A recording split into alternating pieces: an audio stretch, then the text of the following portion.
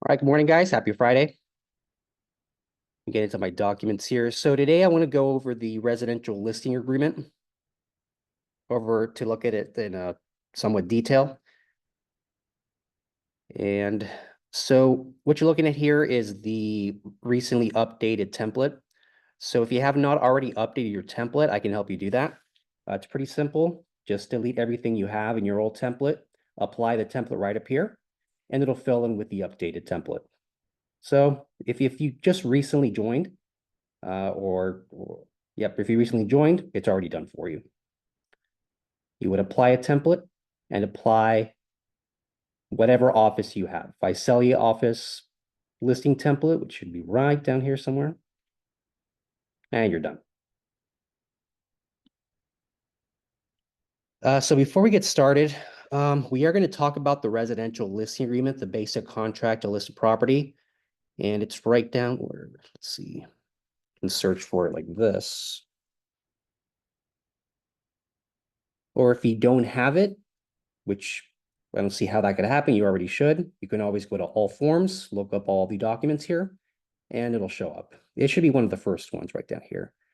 So you have the residential listing agreement, and depending on what kind of property you're working with, you may also have a different variant of that. So if you type in listing, it'll pop up all the forms with the word listing agreement in it. So about that. So you also have another common one would be the vacant land listing agreement or commercial and residential income listing agreement. So those you would use for things like office buildings, commercial space, or residential income properties being used with the intention of renting them out. So multi-unit properties. So just remember that it's not like one size fits all for this thing, or the one you have here that we're going to look at. All right, so let's see. Residential listing agreement.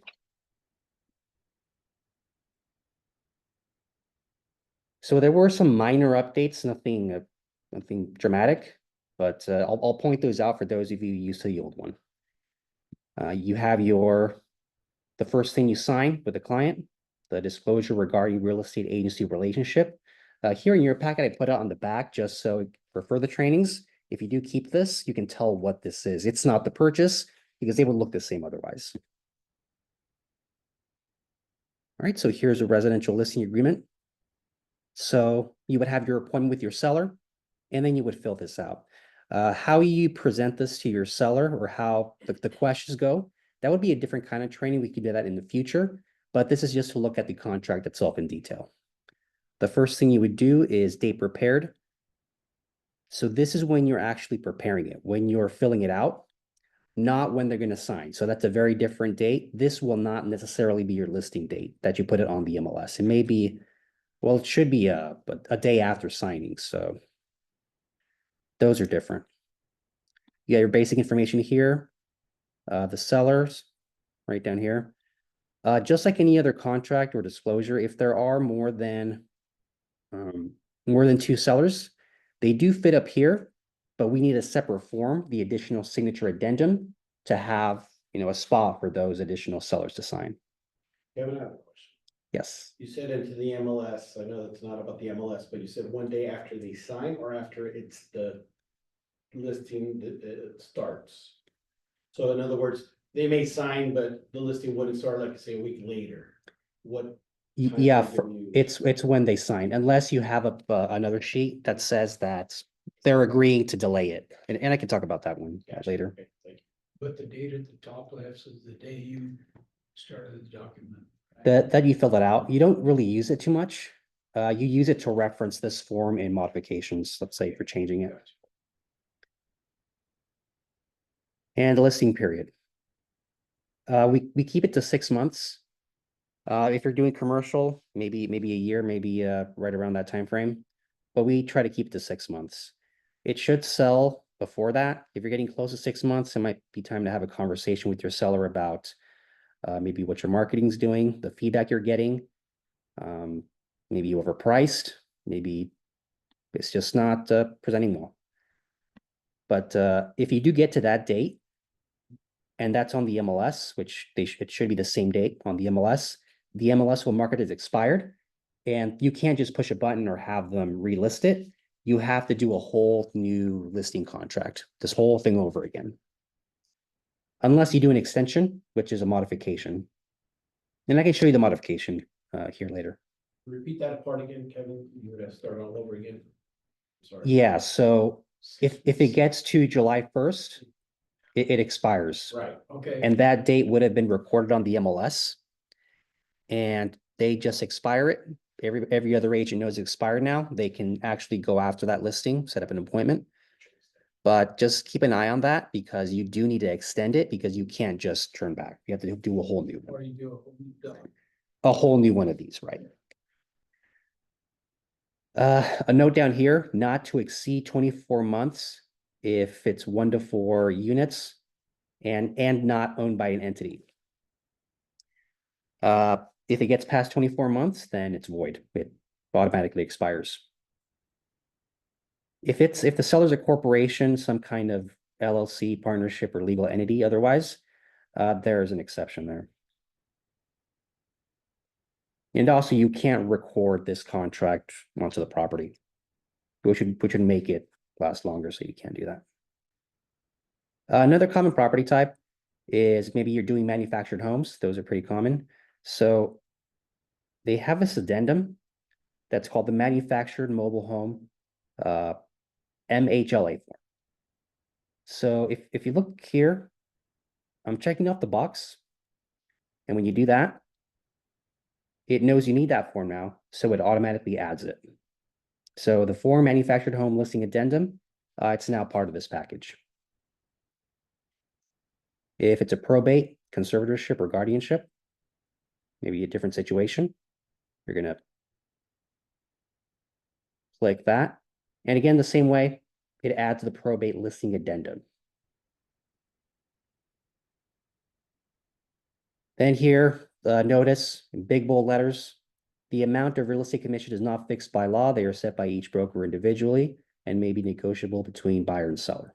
Broker, seller and broker. And they do have an extra form that they added this last year, the BCA, the Broker Compensation Advisory. That's the one that lets you have a conversation with them about how we get paid, how all the commission structures work. So that's been the whole the big deal this past year. Then we get to the actual compensation. So just keep in mind, this is the seller's side of the transaction. The old contract, you used to have to put 6 and then mark down that you're paying half or part of it to the buyer's agent whenever they come. The buyer's agent or buyer's broker compensation, it's gone. So, and also there's been some confusion in the first month or two where this came out. Well, first, company policy, at least for us, try to shoot for 3. If you absolutely have to, then you can go down to 2.5. So again, this is just the compensation for us as a listing brokerage. There's this thing that says see attached broker created compensation schedule. We haven't seen that happen. We don't plan to create one. So at least with us, we're not gonna make some different schedule for that. It might just overcomplicate things. So additional compensation to seller's broker if buyer is represented.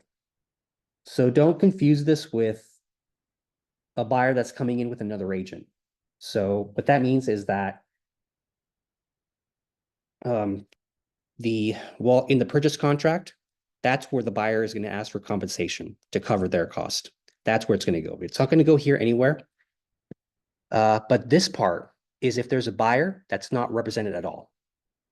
So this would be the other half of the original 6, for example. No, that's where there might be confusion. So again, this is what the seller is paying the listing brokerage, us. If the buyer comes in and they don't want any representation at all, then that's what we would get paid. We're kind of double ending it, but we're not representing that buyer. There's no agency there. This might be somebody who's an agent themselves. They don't want the representation, or they're a real estate attorney, or somebody that at least believes they know what they're doing. So this would cover your expenses. Right, because Do you're that other side of the yeah, you're business. still doing the other side of the work, but yeah, you're not representing them. You don't owe them a fiduciary duty. For that case, I would do an extra form that says buyer non-agency. I can bring it up here, show you really quick.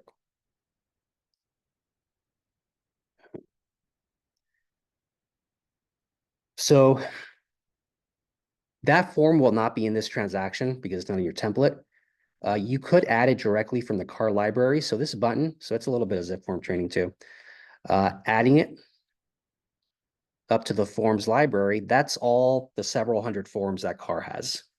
So I would look for buyer non-agency. So I could add it. So that's the form you would use if this were the case. So that, C2 there, that's this arbitrary amount that you would cover yourself with. Yeah, it's not completely arbitrary. It would still be the typical 2.5% or 3%. Okay. Yeah, even without representation. The continuation of right to compensation for broker identified prospective buyers. That's 6 months after that. So what that means is the period where you have this contract, where it's active, you're going to want to keep a list of the names of people that either went through the property, submitted offers that weren't accepted. So you're going to keep that list and give it to the buyer right as it's either you're canceling this contract, as it's canceling, or as it's expiring. Because you're going to do what's reserving that buyer. So you're reserving that list of buyers so that if they come back and buy the property, you would still be owed compensation. And if it expires and you give them that list, and then they try to list with somebody else, maybe they think they'll have better luck then, that other brokerage is going to probably want to ask that seller if they have a list like that. Why? Because, if that buyer comes in, they're going to have a conversation about the compensation. Form for that list? Did you mention that, or? It's really just a generic form, just a generic list. What is an average calendar days on that C3? It's usually the same as the original period, 180, 6 months. Yeah. So down here you have your items included and items excluded. I would just prepare the seller as to what they want to leave on the property and what they want to take. And as far as what they say it's in the MLS, it's going to have to be in the purchase contract between the buyer and seller. Whatever they want included or excluded, it has to be repeated in the actual purchase contract. Ask them questions about propane tanks, solar power systems, water softeners, or any of these leased. They don't own them. Most common ones, solar panel systems. Get that contract right away. If you see a solar power system when you're first taking a look at the property, just ask them, is it leased, liened? Do you own it? Is it owned outright? We want that contract. So just send it to one of the managers, owners. We'll take a look at it. Liened items, pretty similar situation. There's a lien on the property for that feature. Again, solar power systems. I don't see a lot of windows and doors, but I have heard that they're financed. Usually power conserving, I think. Any smart home features. So you're basically taking this contract and kind of using it as a set of questions, to answer all this stuff. Just more or less kind of like a script where you're just checking things off, asking them questions. Property will be marketed in the following MLS. So myself, my primary is Tulare County. If you happen to be, let's say, with multiple, TC MLS, Fresno MLS, you just mark them all down. And they did add what's called the MSLA. So the multiple listing service addendum, that's going to be at the end of this package. The publication of seller's willingness to consider concessions. So if the seller is willing to offer concessions to a buyer, we're not really putting an amount there, a dollar amount or a percentage, at least not on the MLS, but it's just a yes or a no. Because there may be some buyers that are going to ask the seller for some kind of contribution to closing costs, which is pretty common. Just prepare the seller for that, because you may get offers like that. Did they remove that on the MLS concession? Yes, no, was it this one? It was the compensation commission. So there's no longer any commission on there, and don't let this confuse you with that. This is not compensation to the buyer's broker. So in the MLS, or so the contribution to seller concessions, it's in the MLS or anywhere outside the MLS, another directory. And another question to ask the seller instructs broker not to take or use photographs in marketing, except as required by the MLS rules, which they are. It does require that. At the time that we're entering it into the MLS, we have to put at least one photo of the front of the property. So we wouldn't normally do that. I mean, you could check it off and then it says accept as required. So I don't see why you wouldn't want pictures. Those are pretty important to sell the property, and hire a professional, whether it's you helping them out with it, but rather, have the seller pay for that, those marketing photos. Timing of presentation of the offers. So I see this sometimes, when sellers where they're expecting a lot of offers, and the seller says, okay, well, I know you have to submit the offers to me. Well, you'd be telling them that. I'm obligated by the real estate regulations to show you all offers as soon as practicable. But if you do want to hold off on seeing them, let's say you want me to collect them all for 1 week, and you want to see them all on the same day. So offers shall be presented on maybe a week, 7 days after, and seeing them all at once. And you see that a lot in the MLS. They don't want to see them until that time. Investigation and reports. So what kind of reports do they want to get? The one they have to get, and you're seeing that I can't check it on or off, is a natural hazard disclosure report. So that report, it's required by law to be given to a buyer that's prospective. So even before they get an offer, they have to have it ready. So yeah, open house, somebody asked for it, we have to have that ready. Structural pest control. That's another common one. They could get a property inspection, but that's more for a buyer to get during escrow. That's a more common thing. But if they already have any report from before it was listed, we have to give it to a buyer. Ask the seller for it, because we will have to give it to the buyer within the 7 days. And these are all subject, pay, the fee is to the buyer. If the buyer wants their own report, they'll pay for it during escrow.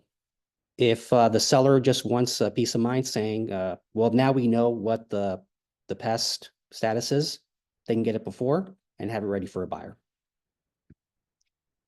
And the seller would pay for it. Right. I mean, sometimes agents pay for it for them, but just let it be a cost to the seller. But once they have it, they're obligated to give it to a buyer when they come. Let's say, for example, like the appraisal, if they have the appraisal prior to this buyer, they have to give the appraisal to the buyer. Right, yeah. That's why sometimes agents don't want a report, right? If it has a lot of, I mean, not agents, the sellers, I should say. In other words, you determine there's a lot of stuff. yeah, well, I mean, the buyer's Like, not, I don't wanna see that report because they know that they would have to then disclose it to. yeah, but the buyer's probably gonna get one anyway. So may as well Right. know what they have now. That way, if it's a reasonable cost, the seller can just take care of it, and that's just one thing that we Right. just, Right away, I've been in a situation where like, Yeah. On the other side, they're like, we don't want it. So it depends, the payment is depending on who orders it, right? Right, this is just for the seller. There's another form where the buyer says that they want to pay for certain things. That's on the buyer. So two separate things. Yeah. If they already have the homeowners association documents, even better. Preliminary title report, you're only going to see that usually during escrow because that's basically when you're applying to title insurance. And so they'll get that during escrow once they open it. And you got your what that is. Roof inspection, pool inspection, septic sewer. And the earlier the seller knows about any defects like that, I mean, the better. Exceptions to title or ownership. I mean, that's a question you want to ask the seller, right? Is there a defect in title that you know of? Was it transferred correctly last time? Are you the only owner? Another really important question down here on H. Seller intends to include a contingency to purchase a replacement property as part of any transaction. Then it references the car form. So again, it should bring up that form. Oh, maybe not. Maybe you already have it in here. I guess that's an exception. You're gonna have to look for that. But you're not really gonna use this form until you get a contract. Because then what happens is you know that the seller needs to find something before they sell this one. That's a pretty important thing to help the seller with. So when you get a purchase contract from a buyer, at the very least, we're going to counter that offer saying, I'm not going to counter the price. I'm fine with everything else. The only change I'm making is I need to be able to find a property before I commit to selling this one. And on there, it's going to say, I have this many days, 17 days, or, yeah, whatever they have in mind. So if you check that, it automatically brings that. It didn't in this case. I think it's because it's tied more to the purchase contract than this one, because we're not going to fill it out yet. Seller opt-outs. Do they want a key safe lockbox or not? The sign or not? And again, we're working with the Valley Sign Company. Send in the form. They'll put up the sign for you. All you have to do is buy your writer, or if you already have one, just stick it on there, hang it, or put it on top. You can have those made at any of these sign shops, print shops. Advisories and addenda. This automatically includes the broker compensation advisory, so we'll take a look at that in a bit. If we know this is going to have to be a short sale, we have a short sale information and advisory.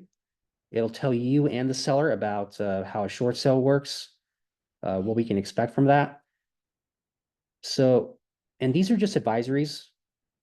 They don't change the contract. It's just more informational.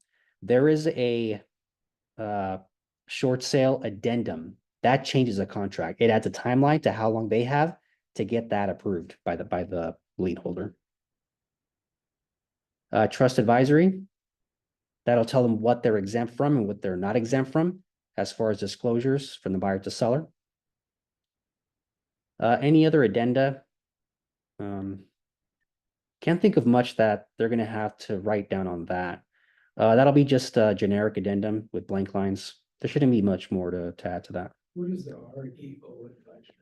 Oh, real estate owned by a bank. I don't see a lot of them right now. But the REO is going to have some exemptions from that. These two are kind of pretty much identical. It's just for different situations. You're exempt from a transfer disclosure statement, exempt from a seller property questionnaire. All those questions they don't have to answer. It's just one page of just really basic questions that they have to answer. REO and certain kinds of trusts. Corporation trust or something. Not necessarily a couple. So it would be more commonly an irrevocable trust. If there's a couple, they're still the original trustees and they're not deceased, then they wouldn't be exempt. They'd be living in there. If a family member is selling the property for another kind of trust, they're going to be exempt from that. And just check with the managers or the brokers to see what kind of trust you have and if you're actually exempt or not. Okay, so compensation to brokers. So it repeats that line about the compensation being negotiable and not fixed by law. It just repeats a lot of the stuff. Paragraph 2C, that's the compensation that we set, 2.5 or 3%. And compensation terms. If a transaction is completed, then we're going to get compensation. Or if it would be completed, but the seller defaults on it, they cancel in bad faith, it could, turn out. That would be more of a mediation arbitration situation where we could go after that compensation. I don't see a lot of that. A continuation of right to compensation for broker procured buyers. That's that 180-day stipulation up here. So just keep a list, keep a copy of all the offers you receive, but what weren't accepted. So we do have 6 months after the cancellation or expiration to collect compensation if that's the case. Seller interference with listing. If without broker's prior consent, the property is withdrawn from sale, conveyed, leased, or otherwise transferred, there would be compensation there. So made unmarketable, I mean, I'll let you decide what that means. Or the seller just sells it themselves without telling you, that's a breach of contract. Buyer breach and seller recovery of damages. So certain situations where the buyer defaults, the seller defaults, we may still be owed compensation. Again, that's a case-by-case basis. I can't cover that all. It would involve definitely the brokers, owners. Escrow instructions. So the seller will have to eventually sign broker compensation instructions throughout escrow. And just remember to turn that in because we have to create what's called a commission or compensation disbursement authorization about 4 or 5 days or a week prior to closing, or at the beginning, and then just change it if the price changes throughout escrow. Have your agent services at the front, complete it, or if here in Visalia at least, if Anna's on vacation, I can take care of it. I did it a few weeks ago. And then we can just get that instruction out to escrow and then they can split your check. Otherwise, we get one large check for the whole company. And then we have to, write one for you and that could take a bit. What's that form called again? Not, The- under the instructions, the form that you just said that 4 or 5 days before. Oh, the commission disbursement authorization. Well, I guess now we might change it to compensation disbursement authorization because of the change. That's something I have to check. Seller compensation obligation to other brokers. So that's another question you have to ask your seller. Do you owe compensation to a previous brokerage you were working with? Seller represents that seller has not previously entered into a listing agreement with another broker regarding the property. They can't have 2 listings at the same time. You can have 2 brokers on one listing. We don't like to do that. It's not that common, but I've seen it been done before. Then you have to kind of mess around with how much each is getting, what kind of sign you have up front. You can't have both. No, I wouldn't. If that happens, just do a referral.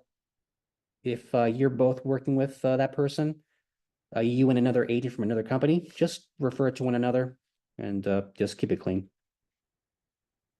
Maximum listing period. Again, we can't go past 24 months unless it's a corporation, LLC, or partnership. It is unlawful to record or file this listing agreement or memorandum or notice thereof with the county recorder. we can't just attach it to the property for, however long. Items included and excluded, we talked about that. Just make a list, make it clear. If you're gonna put it on the MLS, it has to be in the purchase contract. If they really don't want something included and they just want to leave it there, it would be maybe a seller cost. You can counter that. Certain thing will not be included in the contract.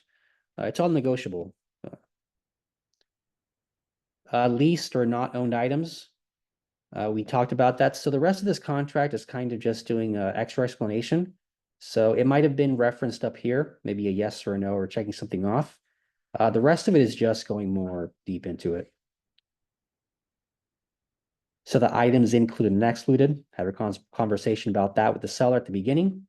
Leased or not owned liened items, have a conversation about that.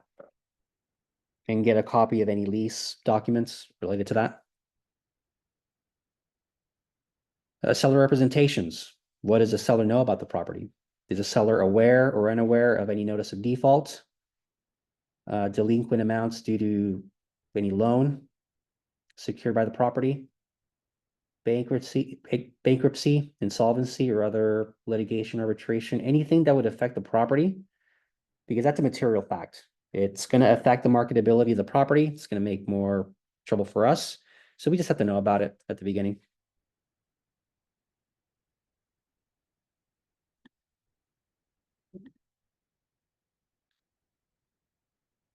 Now it's us, broker and seller's duties, broker responsibility, authority, and limitation. We're just gonna have to do due diligence to market the property. Help the seller figure out what kind of reports or disclosures they're going to be required to disclose or to get the buyer. Advertise the property actively. And over and above that, if you're a listing agent, you want to market the property, right? So what might you want to do? Well, prospect, right? Prospect for a buyer. You might for yourself to generate leads, call around the property. You have this new listing. You're excited about it. What you can do then is, after putting up the sign, doing all of that, telling the group here, maybe to coming soon, you tell them beforehand, or tell them that you have something coming up. What you might want to do is contact me. And what I can do, I can give you the phone numbers of, let's say, a quarter mile, half a mile, up to a 2-mile radius. I can get that for you. You're going to have maybe hundreds of phone numbers, depending on how far you go. But what happens then is that you can call them. There is a set of questions, a script you can ask, saying that you just listed a property and you're wondering if that person, the owner of the property you're calling, maybe a quarter mile away, do they know somebody who might want to move into their neighborhood? And then eventually that script gets down to asking them if they have any motivation to sell their home. That's how you get a listing, right? A lot of agents have a lot of luck with that. It's just a form of prospecting, of finding clients. And you might get another listing out of that.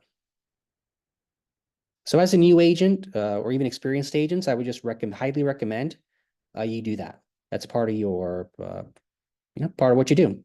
You're going to prospect, look for business, even if it stems from an existing listing. Presentation of offers. Strategies affecting delayed offers and buyer broker compensation. So we're going to get offers. We're going to have to send them to the seller as soon as we can, because we have to. If the seller is out of town, out of the country, or overseas, can't answer their email, just send it. And as soon as they can get to it, they can answer or counter, accept it. But the thing, it might expire. So those offers are only good for 3 days, 5 p.m. on the third day.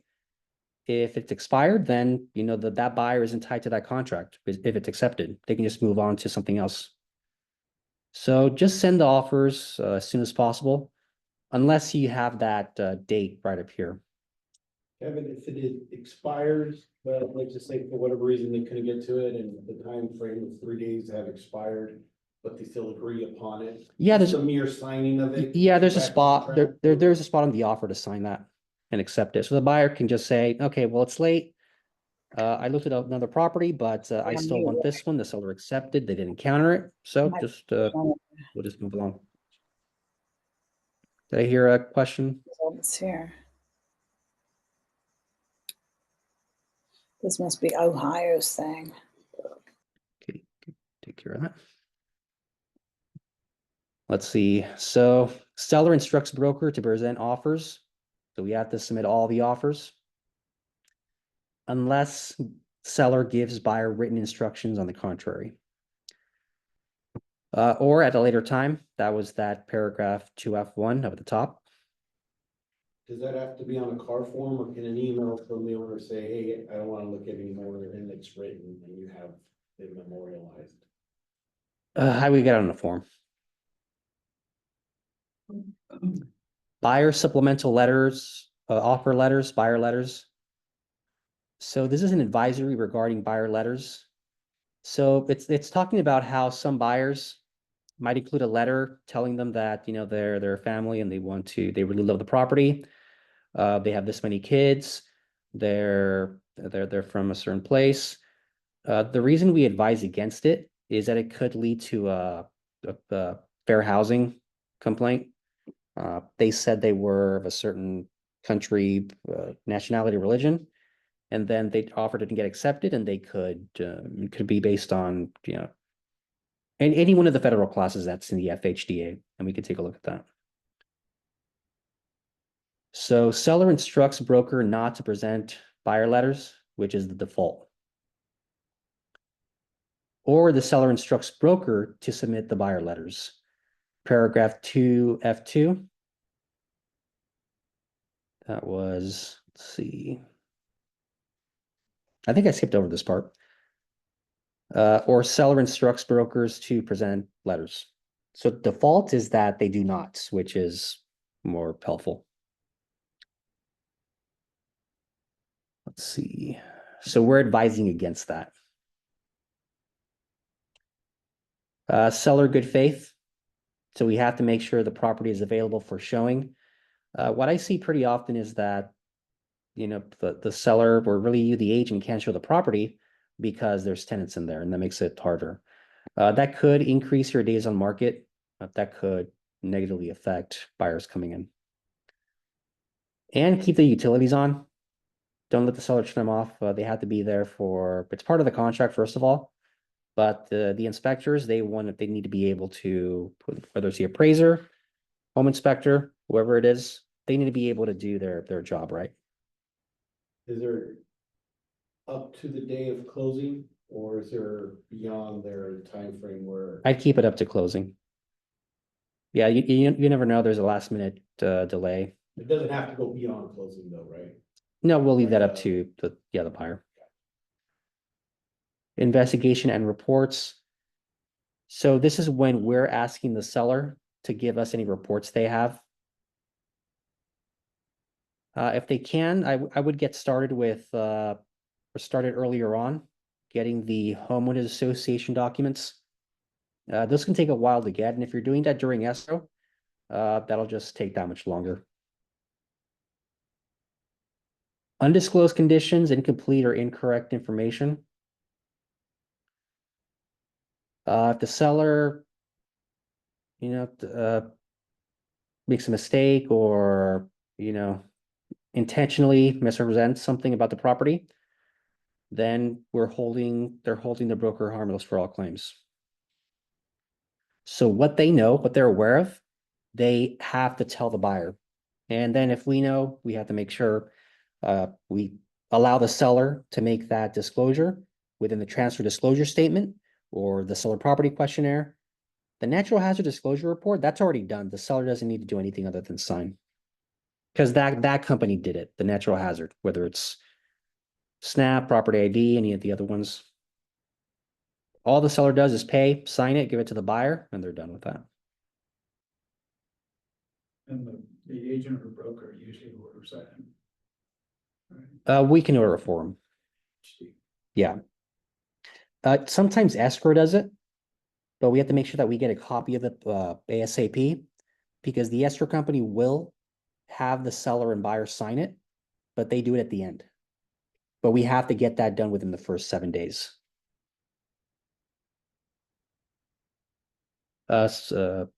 Possible dual agency. Let the seller know that it's possible that somebody at my brokerage whether it's a different branch within my office. They might find a buyer, in which case that's a dual agency because it's the same broker. Or myself, you know, I made some calls and I'm double ending it myself. I'm getting the full 6%. But in order to do that, we have to have that PRBS. It's further down at the end, but we have to have that form. So it's referenced right down here. Possible representation of more than one buyer or seller. Disclosure and consent, CAR form PRBS. Then we have unrepresented buyers. That's a part I was talking about earlier about the extra commission being listed on there. So if the buyer is interested in viewing the seller's property but is not represented by an agent, we can still help them out, but just make sure that, and they don't want to be represented at all, we have to get a buyer non-agency agreement, the BNA. That's the one we just looked at. Confirmation of agency, confirming which broker represents which party. That's done in the purchase contract, first page. Question about D. Yeah. Represented. There is a form that has to be signed before you even take them into the house, correct? If they're not represented? Open house and visitor, non-agency disclosure and sign-in. Or the BRPC, right? That's. Yeah, if you're gonna show buyers properties before you show them anything, yeah, the BRBC. See. Buyer, it's buyer broker agreement. That's if you're gonna be showing people someone bunch of. Yeah, you get them in the office, explain that contract, that them as a buyer is gonna owe you the buyer's agent commission at the end.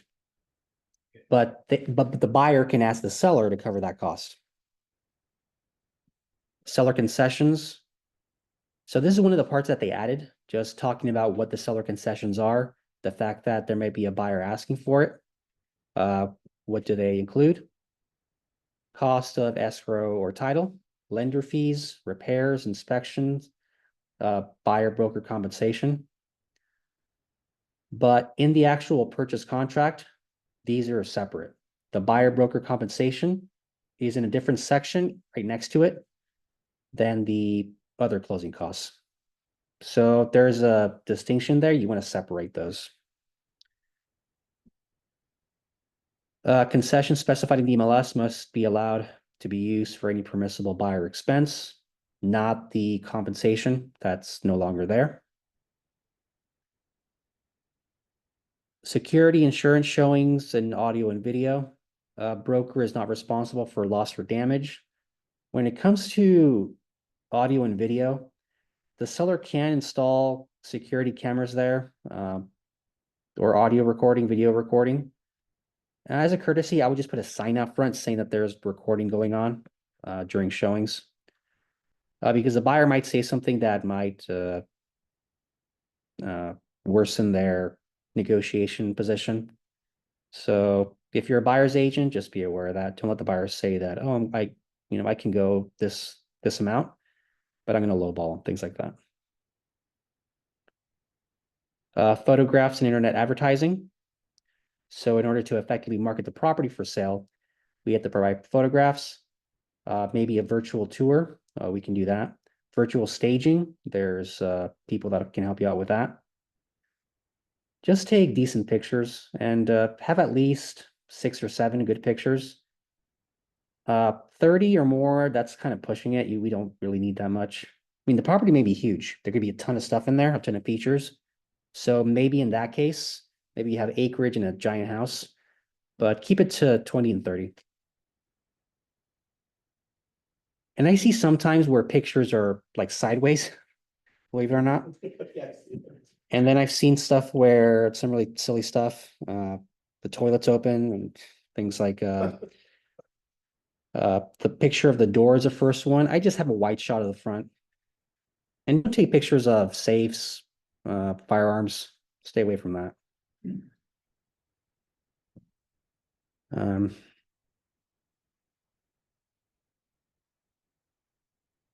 And seller acknowledges that prospective buyers and or other persons, inspectors, appraisers are going to take photographs.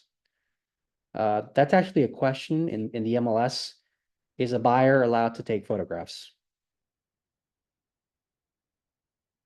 I had questions about that, and some agents say, well, no, they don't want that. So just mark the box and that's it. Key safe lockbox. So we're required to have these. So when you have a key safe or lockbox, it has to be one of two models, the Supra, which allows you to track who's in there. And there's a portal you can go in there, see who was there, get feedback. Or otherwise, the more inexpensive model, there is one that's listed on the MLS as an approved lockbox. You can search them on Amazon. I've seen them between 20, 30 bucks. So if you need that, contact me or go onto the board website. They have the model on there. Good morning. If you have a tenant occupied property, if seller does not occupy the property, seller shall be responsible for obtaining occupant's written permission for the lockbox. So if you do have tenants, there is a form called KLA. I can bring it up here.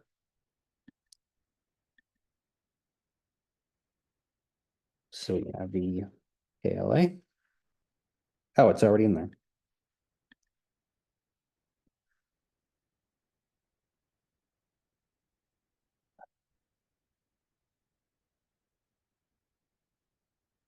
Key safe lockbox addendum and tenant permission.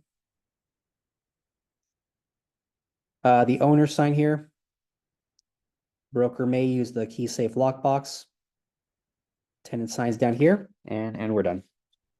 Say the tenant does not want the lockbox or people coming into the home. How do we handle it then? That's gonna be a problem. Yeah. Is there any way? What you could do is what you could do is let's see, back to the contract. There should be space to write that down. You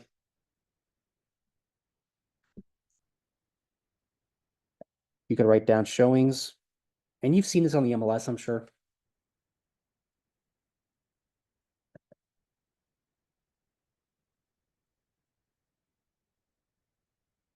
And you can write that down in the MLS. So no showings until we have yeah. And you see that sometimes. Let's see.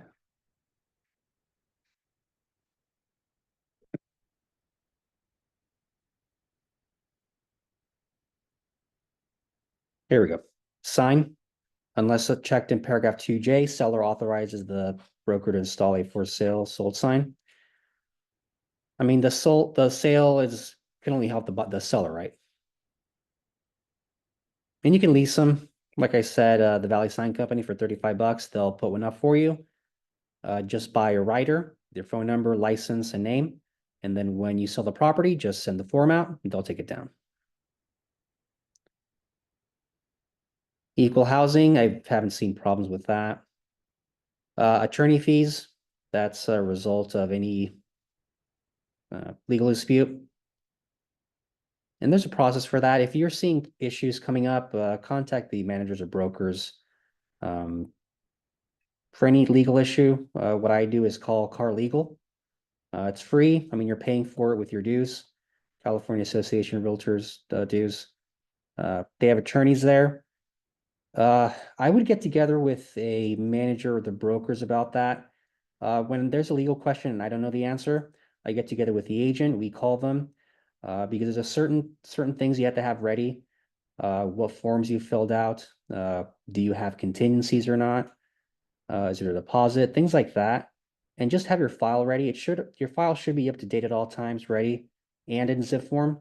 So in order for me to help you out and get the correct information about whether I had to call car legal or not, I just need the most accurate information. So have your file up to date always. Management approval. So if you take a listing and we've had legal troubles with that owner, the broker managers, we can, in writing, cancel the agreement. I haven't seen that happen. There was one case where we had to send it on email. This was years ago. If this person contacts you, don't work with them. So it's happened, not very often, but it does.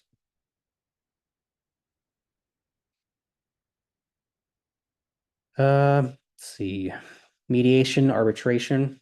Again, any trouble you're dealing with, contact me or the brokers. Again, keep your file up to date. What we don't want is for you to just come into our office with the seller and then and you, the agent, because then we're caught off guard. Just give us some time. We can set up an appointment. I've done it before, where we look at the file, look at our options, and then we make more informed decision about what to say. Entire agreement, everything has to be in writing, whether on this or a modification. Legally authorized signer. So that ties into the entity sellers. If that's the case, the full name of the entity. If it's a family trust, it might be short, it might be extremely long. I've seen it where it doesn't fit up here. Oops. Doesn't fit up here, but you can just chop it off as much as you can because that is the seller. And the full name is right here. If it's extremely long, I would just put in C addendum. Yeah, because I saw one, I think last week, maybe early this week, where it almost didn't fit in here. Yeah. Whole family, by name. Yeah, some of them are pretty long. Then who's actually authorized to sign? There's seller 1, seller 2. And then they use their actual individual names right down here.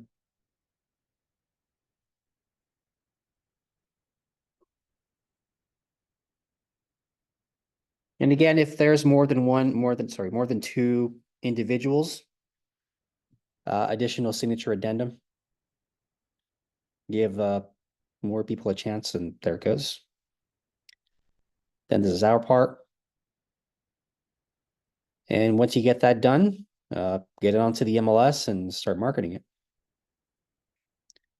And then one more thing about this package. So we have this new multiple listing service addendum. Talks about what an MLS is. Basically, they took out a lot of verbiage about the MLS from this contract and put it right here. Because since they had to take out the buyer broker compensation, they thought, well, you know what, let's just be safe and take everything off the contract and just put it on the separate addendum. So that's what they did here. A lot of this used to be on that first contract. Talks about what an MLS is, exposure of the property to the MLS. Coming soon status. And what they also did was they got rid of the seller exclusion form. So there used to be a form that says we're going to exclude it from the MLS from a certain amount of time. I think that was the question you were asking. So they put it here. So what it says by default, seller instructs broker to market the property to the public at the beginning of the listing period. Or seller instructs broker to exclude the property from the MLS until whatever date. Begin marketing on 25th. Because they have to do certain things to the property. Maybe get tenants out there at that point. I don't see a reason you would need to do this. Not to market the property to the public during the listing period at all. That's just not helping them at all. So seller understands, this is an important part. Seller understands and agrees that should any public marketing occur, whether it's during the, well, if it's at the beginning of the listing date, which is when it should be, or during this period, even though it's saying, no, I don't want the property on the MLS until the 25th.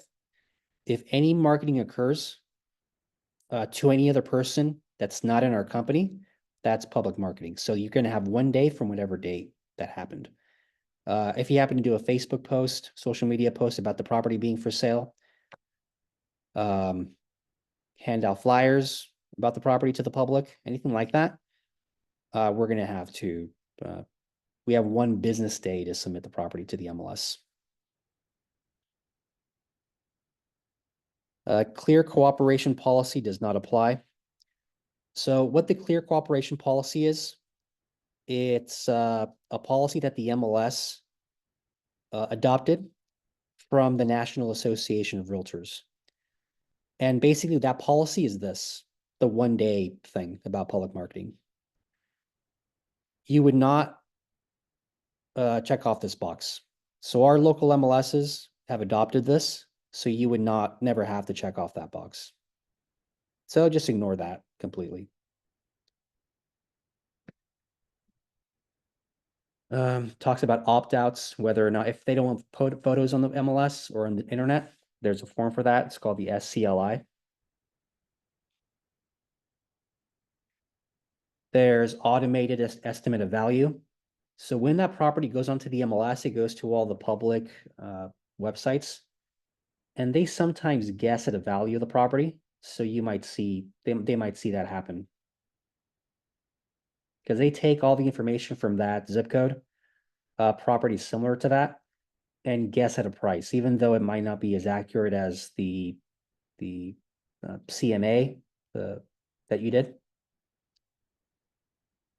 Seller election, if they don't want certain features showing up on the public websites, there's a box for that right there. And we kind of already went over that. The visitors might take photographs. Seller instruction, visitors are not restricted from taking pictures of the property. I would stay away from that unless they're really insistent on it. Because we want pictures, right? So we want them on the MLS. Appraisers will need it, inspectors will need it. So that part's pretty important. So I would just kind of get them away from that box. That's really it at the time I have. Any questions on any of that? So for some of you more experienced agents, not a lot of big changes. It's just a matter of explaining this stuff to them, how the compensation works.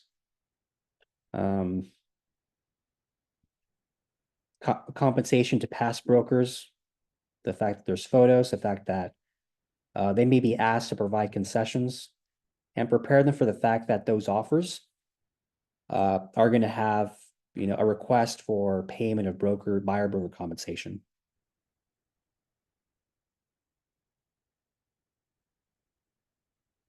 All right. All right. Thanks, guys. That's all I got. Have a great weekend.